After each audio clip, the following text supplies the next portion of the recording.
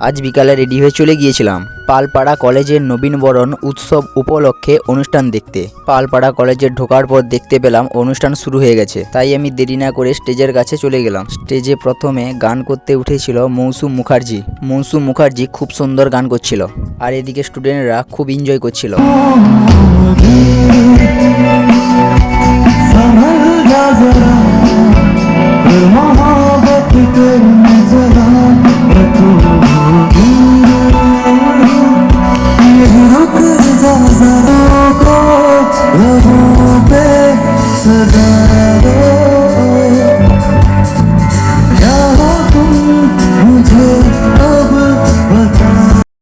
তারপর স্টেজে গান করতে উঠলো আরিয়সী সেন্থিয়া।